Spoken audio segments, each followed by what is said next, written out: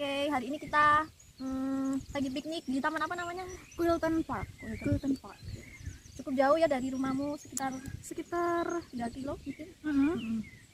30 menit. Oke, untuk mengisi waktu kita ngobrol-ngobrol dengan Nitya tentang beasiswa Chevening ya, karena dia adalah Chevening Awardee Alhamdulillah. untuk tahun 2019. Jurusannya apa? Forensic Psychology di Coventry University. Kita tanya dulu kenapa dia kok tertarik kuliah psikologi. Apa latar belakangnya dari S1 gitu? Oh iya, S1-nya jurusan psikologi. Terus karena berniat untuk mengembangkan secara keilmuan, kan kalau psikologi itu ada dua. Satunya jadi profesi, satunya jadi researcher atau dosen. Aku mau ngambil jalan yang jadi dosen. Gitu. Kenapa kok suka dunia psikologi? Suka dunia psikologi itu sejak semester 4. Dapat dosen yang ngajar psikiater bagus banget, terus jadi tertarik dia pengen ngembangin secara keilmuan, terutama kan mungkin dikembangkan di sektor-sektor yang common kayak pendidikan, perkembangan kan udah sering. Aku pengen mengembangkan mungkin di sektor sosial lah. Terus pengalamannya kenapa kok pengen S2? Pengen S2. Mungkin kalau di psikologi ada itunya ya, kayak ada tahapannya kayak dokter gitu nggak sih? Kalau psikolog, kalau mau jadi psikolog iya, jadi dia harus profesi, namanya harus pendidikannya namanya psikologi profesi, di setara S2 juga. Terus nanti dia ada kayak training kayak gitu-gitu, terus ikut ujian HIMSI. Kalau mungkin dokter kan ID kan, kalau di psikologi namanya HIMSI, Himpunan Psikologi Indonesia. Ujian terus dapat lisensi, terus dia boleh berpraktik. Nah kalau S2 jadi researcher itu enggak, atau S2 dosen itu setara dengan banyak S2 di keilmuan yang lain gitu, jadi biasa cuman menuntaskan tesis atau tugas akhir, punya expertise di satu bidang. Nah kayak gitu. Nah aku pengennya kayak gitu. Itu ada penjurusannya lagi nggak? Ada banyak juga. Yang kamu pilih sekarang apa? Mungkin kalau aku itu sekarang kan jurusanku tuh psikologi forensik, tapi kalau diaplikasikan di Indonesia ya bisa masuk ke klinis, bisa masuk ke sosial, bisa masuk ke hukum gitu. Pokoknya di 3 ranah itu sih. Tapi sebenarnya aku interestnya di psikologi sosial gitu. Tapi aku baca di ISEMU kayak tentang child gitu, anak. Itu kan isu yang mau dibawa di kalau misalkan di bidang hukum. Nah aku tuh pengen salah satu isu yang pengen aku kembangkan itu penelitian atau kebijakan atau penelitian yang berdampak kepada kebijakan itu yang berhubungan dengan anak di mata hukum kayak gitu. Nah nanti jadinya keilmuan psikologi itu bisa berkontribusi ke bagaimana anak itu harusnya ditreatment di hadapan hukum seperti itu pengennya. Itu kan esai. Terus perjalanan apply beasiswanya berapa lama sampai akhirnya dapet Chevening? Lama sih, 5 tahun kayaknya. 5 tahun. Enggak ding, 4 tahun. Apa aja yang 4 tahun, 2019 sampai 2020. LPDP 2 kali. Terus apa lagi ya, Mbak? AAS tapi nggak pernah lolos. Fulbright nyoba, Chevening juga 2 kali, yang kedua kali lolos. Berarti yang kedua? Ini yang kedua. Apa yang pelajaran yang didapat dari kegagalan sebelumnya? Ini sih ya selalu improve apa yang kurang. Setiap habis gagal mungkin evaluasi, terus kira-kira aku butuh input yang kayak apa ya supaya bisa progres kayak gitu.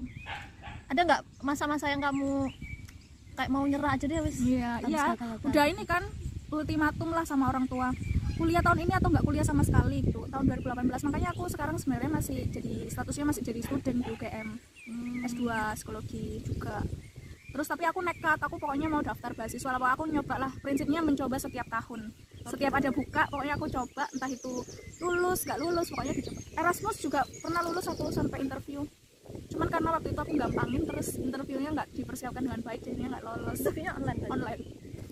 Erasmus programnya namanya Global Minds, tentang social psychology gitu, di 4 negara. Ya di jurnalis juga ada kayak gitu. Iya kan? Ada kan namanya Global Minds apa banyak banget kan programnya.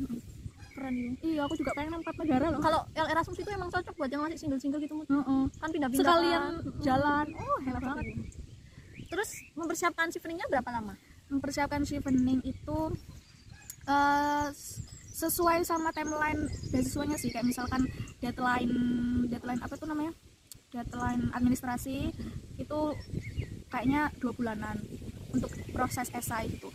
Terus habis itu dapat pengumuman aku longlisted, berarti aku harus ngumpulin reference. Itu nggak lama sih. Nah, dapat pengumuman shortlisters yang diundang interview itu yang persiapannya sangat serius sih waktu itu.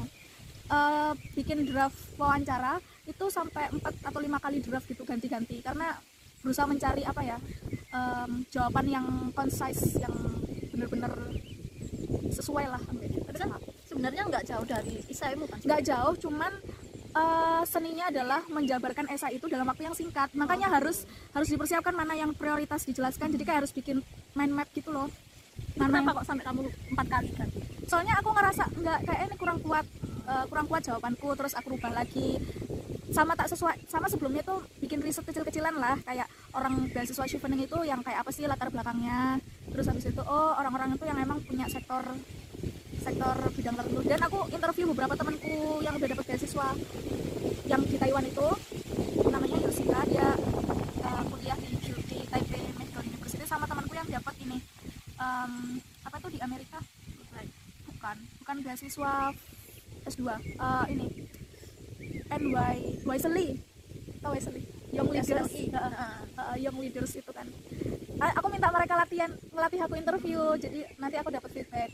Oh, kurang ini. Berarti kayak kamu punya mentor gitu ya? Ya sebenarnya cuman aku pengen ngetes apakah draft yang aku bikin ini nyampe nggak sih ke orang yang bukan non psikologi gitu. Jadi banyak dapat feedback. Dapat feedback, kayaknya aku nggak kurang dapat yang bagian ini, kurang dapat bagian ini gitu kan. Ya udah, akhirnya aku improve, aku perbaiki lagi supaya ya tak modif lah gitu. Jadi persiapan apa ya itu namanya, persiapan secara draft skenario, tapi habis itu persiapan ngomongnya juga. Susah ya, tapi secara skenario aku harus fix dulu, jadi kan gampang kan diingat. Jadi hitungannya bukan memorizing, tapi beneran ngomong lah kayak gitu. Terus waktu hari wawancaranya, apakah sesuai sama planning yang udah kamu catat? 70% sih. 70% aku performanceku itu mirip sama aku latihan. Berarti membantu banget ya? Iya. Jadi apa ya, seenggaknya wis pasrah gitu kan. Cuman seenggaknya iki loh yang udah aku persiapkan. Ya aku mempersiapkan sesuatu yang udah yang wis tak persiapkan itu. Jadi senang gitu. Oh iya ya gitu. Maksudnya puas gitu loh kan, kalau belajar dari interview sebelumnya mungkin nggak seserius itu, jadinya harusnya kan kamu udah pernah kuliah S2 juga di UGM. Itu berapa tahun? Setahun. Untungnya ritmenya sama. Itu kayak gimana perbandingannya kuliah di Indonesia sama di sini? Dengan jurusan yang sama kan ya? Beda sih jurusannya, kan di sini lebih spesifik psikologi forensik. Beda karena yang tak ambil ini jurusannya itu prospek karirnya tuh ada gitu di sini. Jadi antara keilmuan dan praktik itu apa namanya, dikasih gitu loh di program mata kuliahku. Tapi sayangnya mungkin aku nggak bisa diaplikasikan di Indonesia karena sistemnya beda, terus orang-orangnya juga beda. Yang kamu bilang sertifikatnya itu ya? Sertifikatnya sih aku dapat Master of Science sih, bisa, tapi bukan untuk berpraktik, ya untuk mengembangkan keilmuan gitu, jadi dosen. Terus apa lagi perbedaan sistem belajarnya atau mungkin? Sistem belajarnya sama kayaknya. Ya pasti beda sih, karena kan dosen-dosennya expert di bidang psikologi forensik. Kalau yang aku belajar di UGM kan masih belajar tentang neuroscience, masih belajar tentang psikologi sosial, psikologi perkembangan. Walaupun peminatanku psikologi sosial sih di UGM tuh. Tapi itunya tugas-tugasnya gitu sama. Apa yang bikin kamu kaget, kan kamu sudah 1 tahun di sana? Iya sih, bener sih. Oh mungkin itunya ya, apa? Tugas-tugasnya kan pakai bahasa Inggris. Nah, bahasa sih itu, karena bahasa ya tak aku nih sih, memang bahasa Inggrisku masih perlu improve yang banyak gitu, apalagi writing itu susah banget. Iya kan, susah banget gitu. Dan di sini mungkin dituntut untuk critical thinking dengan lebih kritis lah gitu. Ya aku belajar critical thinking sebenarnya di UGM juga diajarin juga gitu, cuman kan demand di sini kan lebih lebih tinggi gitu.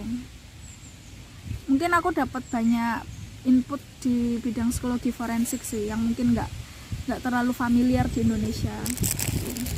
Kalau di UGM aku dapat skill riset juga sih, dosen-dosennya bagus-bagus juga. Maksudnya punya expertise di bidang tertentu gitu.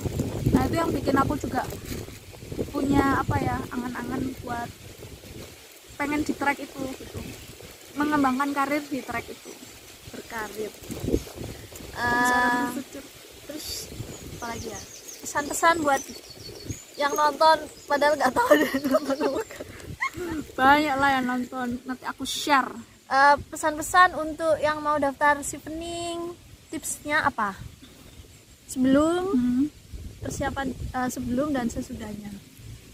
Esai, yang pertama itu esai. Jadi esai itu dijadikan sarana untuk mengenal diri sendiri. Cie. Dan untuk mengeksplorasi sih sebenarnya tujuanku daftar beasiswa juga sebenarnya pengen explore aku tuh sebenarnya pengen apa, maunya aku kayak gimana gitu. Bener sih kayak gitu Aku ya. jadikan media lah untuk menentukan langkah selanjutnya. Gitu. Oke. Itu kalau spesifiknya Chevening, Seperti apa orang yang dicari? mungkin orang yang punya kontribusi di satu bidang tertentu dan bisa apa ya, menunjukkan kontribusinya itu ke Chevening gitu. Makanya esainya ada 4. Pasti nanti bisa dibaca di websitenya ya. Betul. Jadi harus ini sih, mental dan mengetahui diri sendiri. Itu yang penting. Betul. Semangat Mbak Dina. Terus sekarang sudah menyelesaikan semester berapa? Mbak Putri? Term 3. Term 3. Term 3 mau tesis. Sedang OTW tesis. Doain ya. Habis ini soalnya balik ke Indonesia. Oke, itu dulu tips-tips dari Kak Mutia. Semoga bermanfaat buat teman-teman yang mau daftar beasiswa khususnya Chevening untuk sekolah ke Inggris. Yeay. Terima kasih, dadah.